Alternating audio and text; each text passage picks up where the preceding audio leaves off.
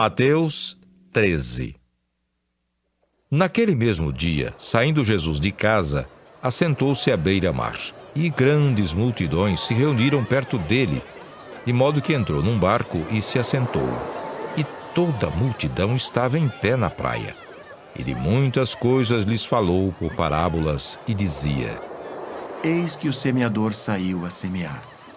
E ao semear, uma parte caiu à beira do caminho, e vindo as aves, a comeram. Outra parte caiu em solo rochoso, onde a terra era pouca, e logo nasceu, visto não ser profunda a terra. Saindo, porém, o sol a queimou, e porque não tinha raiz, secou-se. Outra caiu entre os espinhos, e os espinhos cresceram e a sufocaram. Outra, enfim, caiu em boa terra e deu fruto, a 100, a 60 e a 30 por um. Quem tem ouvidos para ouvir, ouça. Então se aproximaram os discípulos e lhe perguntaram: Por que lhes falas por parábolas? Ao que respondeu: Porque a vós outros é dado conhecer os mistérios do reino dos céus, mas àqueles não lhes é isso concedido. Pois ao que tem se lhe dará, e terá em abundância, mas ao que não tem, até o que tem lhe será tirado. Por isso lhes falo por parábolas, porque vendo não veem, e ouvindo não ouvem nem entendem. De sorte que neles se cumpre a profecia de Isaías: ouvireis com os ouvidos, e de nenhum modo entendereis. Vereis com os olhos, e de nenhum modo percebereis. Porque o coração deste povo está endurecido, de mau grado ouviram com os ouvidos e fecharam os olhos.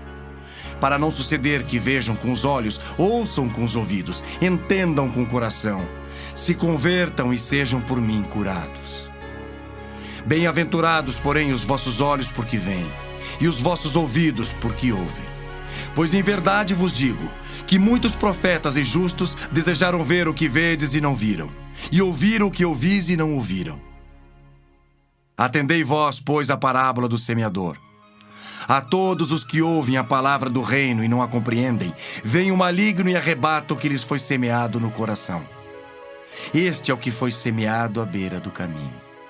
O que foi semeado em solo rochoso, esse é o que ouve a palavra e a recebe logo com alegria. Mas não tem raiz em si mesmo, sendo antes de pouca duração.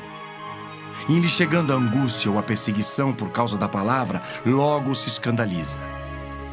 O que foi semeado entre os espinhos é o que ouve a palavra, porém os cuidados do mundo e a fascinação das riquezas sufocam a palavra e fica infrutífera. Mas o que foi semeado em boa terra é o que ouve a palavra e a compreende. Este frutifica e produz a 100, a 60 e a 30 por um. Outra parábola lhes propôs, dizendo: O reino dos céus é semelhante a um homem que semeou boa semente no seu campo. Mas enquanto os homens dormiam, veio o inimigo dele, semeou joio no meio do trigo e retirou-se. E quando a erva cresceu e produziu fruto, apareceu também o joio. Então, vindo os servos do dono da casa, lhe disseram: Senhor, não semeaste boa semente no teu campo? De onde vem, pois, o joio? Ele, porém, lhes respondeu: Um inimigo fez isso. Mas os servos lhe perguntaram: Queres que vamos e arranquemos o joio? Não, replicou ele, para que ao separar o joio não arranqueis também com ele o trigo. Deixai-os crescer juntos até a colheita, e no tempo da colheita direi aos ceifeiros: Ajuntai primeiro o joio, atai-o em feixes para ser queimado, mas o trigo recolhei-o no meu celeiro. Outra parábola lhes propôs, dizendo: O reino dos céus é semelhante a um grão de mostarda, que um homem tomou e plantou no seu campo, o qual é, na verdade, a menor de todas as sementes, e crescida é maior do que as hortaliças, e se faz árvore, de modo que as aves do céu vêm aninhar-se nos seus ramos. Disse-lhes outra parábola: O reino dos céus é semelhante ao fermento que uma mulher tomou e escondeu em 3 medidas de farinha, até ficar tudo levedado. Todas estas coisas disse Jesus às multidões por parábolas, e sem parábolas nada lhes dizia, para que se cumprisse o que foi dito por intermédio do profeta: Abrirei em parábolas a minha boca, publicarei coisas ocultas desde a criação do mundo. Então, despedindo as multidões, foi Jesus para casa. E, chegando-se a ele, os seus discípulos disseram: Explica-nos a parábola do joio do campo. E ele respondeu: O que semeia a boa semente é o Filho do Homem. O campo é o mundo. A boa semente são os filhos do reino. O joio são os filhos do maligno. O inimigo que o semeou é o diabo. A ceifa é a consumação do século, e os ceifeiros são os anjos.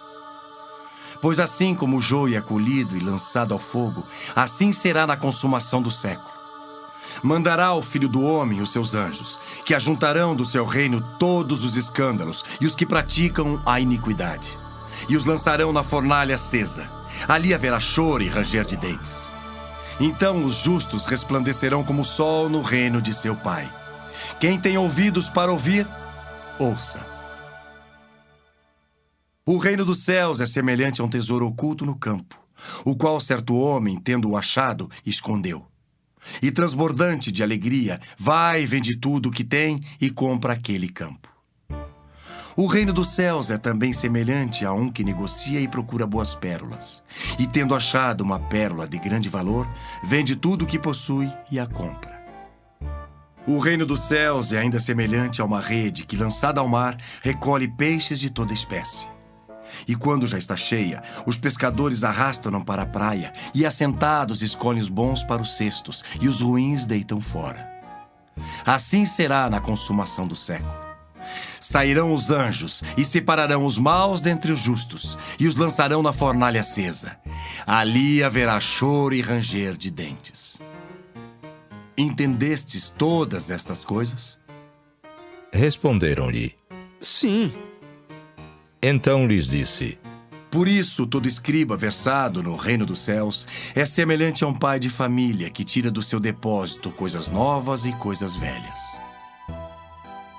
Tendo Jesus proferido estas parábolas, retirou-se dali e, chegando à sua terra, ensinava-os na sinagoga, de tal sorte que se maravilhavam e diziam: De onde lhe vem esta sabedoria e estes poderes miraculosos?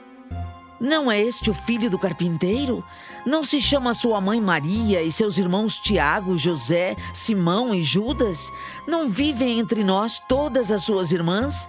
De onde lhe vem, pois, tudo isto? E escandalizavam-se nele.